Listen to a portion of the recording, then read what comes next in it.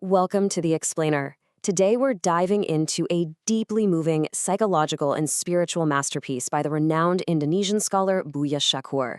This piece, titled Between Mind and Heart, well, it isn't just a simple story. It's this incredibly profound emotional monologue that cuts right to the core of how complex love can be, the heavy, heavy burden of keeping secrets, and ultimately, the liberating power of forgiveness. If you've ever felt completely trapped between your logic and your emotions, trust me, this explainer is absolutely going to resonate with you. We're going to unpack exactly how to navigate that struggle. Okay, let's dive right into this. We're starting with a truly shocking opening. Imagine a husband looking his wife dead in the eye and saying this: I give you the freedom to love another man. After you experience repeated failures and want to return to me, I will definitely accept you.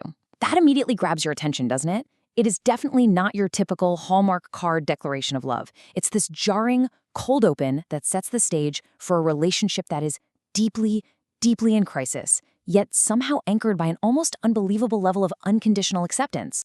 And that perfectly sets up Section 1, the paradox of love and freedom. So, what the husband is doing here is setting up a really profound psychological paradox. We so often think of love as this possessive thing, right? Holding on super tightly to the person we care about, guarding them. But this source material argues the exact opposite. True love actually grants absolute freedom. The husband is essentially saying that by letting her go, if she fails out there and comes back to him, well, that's the ultimate undeniable proof that he is truly the one meant for her. And to understand why he's offering this radical, non-possessive approach, we have to look at their timeline. Right now, they're in year 4 of their marriage. They're going through heavy conflict. They don't have children yet.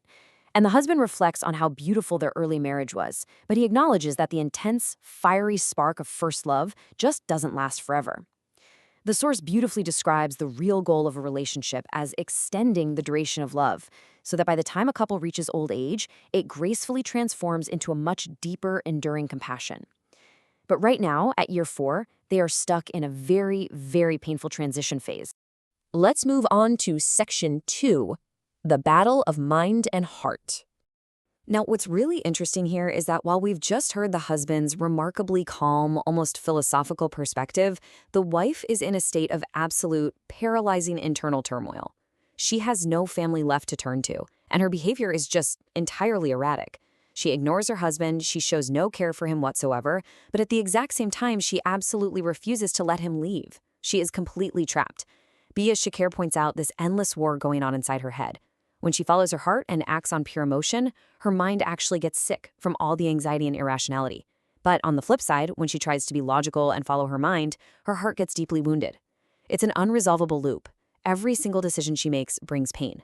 This is the absolute core of her suffering.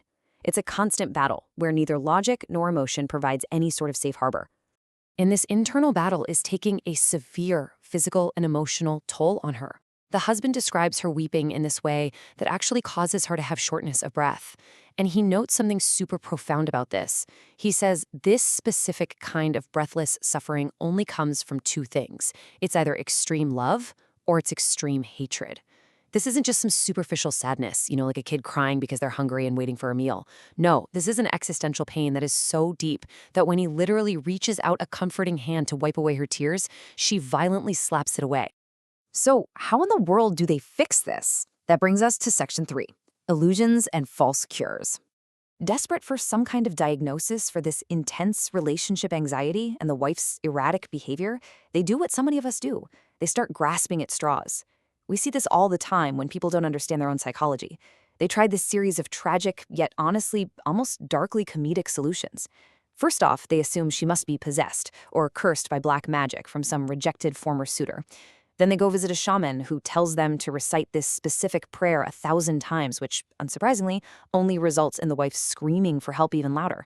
And finally, they consult a friend who supposedly understands psychology. His brilliant piece of advice: he bluntly suggests the husband just needs to take Viagra. The husband can only laugh at this point. Obviously, absolutely none of these cures address the actual issue at hand. But the source material takes a really crucial moment here to issue a very strong warning. Constantly blaming supernatural forces or black magic or malicious outsiders, it's incredibly dangerous. It creates these false illusions, it breeds paranoia, and it actually pits people against each other over completely imagined curses. But most importantly, it completely distracts you from doing the hard, messy work of looking inward to find the real psychological root cause of your distress. It is essentially just a convenient way to avoid accountability for your own mental state. Which leads us right to the narrative climax of our explainer. Section 4, revealing the past secret. Remember that friend who made the highly inappropriate Viagra joke? Well, ironically, he actually noticed something much more insightful. He pointed out that the wife clearly carried the heavy, burdened aura of someone who was hiding a deep, dark secret. And here is the massive plot twist. The husband looks at her and calmly states, "I know everything about your past." Her entire mental disturbance, all the lashing out, the shortness of breath, the crying, it wasn't black magic and it wasn't a lack of love. It was sheer, unadulterated terror. She was absolutely terrified that this dark secret from her past was going to be exposed and ruin her entire marriage. But the truly incredible twist here is that the husband has known this secret since before they even got married. So the absolutely crucial point here is his stunning statement to her, "I married you for your future, not your past." Think about that. For 4 entire years, he faked ignorance. He pretended not to know her secret just to protect her from this exact fear. He watched her struggle, he fully accepted her flaws, all because he understood a really fundamental truth about being human. He has a past too, one that he keeps to himself. He radically accepted her history without ever needing to interrogate her about it. It is literally the ultimate display of empathy. And this incredible act of grace leads us to our final part. Section 5, forgiveness for the future. So we're moving beyond the shock of the big reveal now and looking at the ultimate resolution. Once a secret like this is finally out in the open and it's greeted not with anger or judgment, but with total acceptance, how does a person actually move forward and heal? To answer this, Boya Shakur offers a truly fascinating redefinition of guilt and sin. He describes it not just as some distant punishment waiting for you in the afterlife, but as a self-imposed torture that you feel immediately right now in the present world. Harboring dark secrets and endlessly overthinking what other people might say, it basically acts as an earthly prison.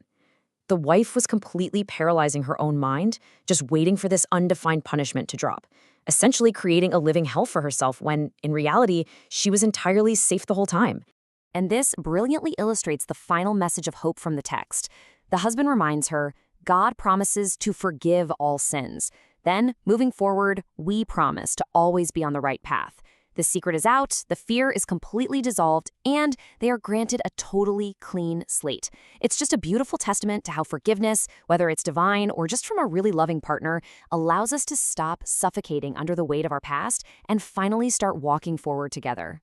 So, as we wrap up this explainer, I want to leave you with this one question to ponder.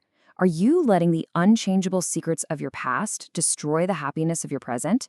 Just like the wife in this monologue, so many of us torture ourselves over things we simply cannot change, failing to realize that radical empathy and unconditional acceptance might be waiting for us right on the other side of our fear. Thank you so much for joining me to explore this profound piece. I really hope it gave you some valuable clarity on how to navigate that complex space between the mind and the heart.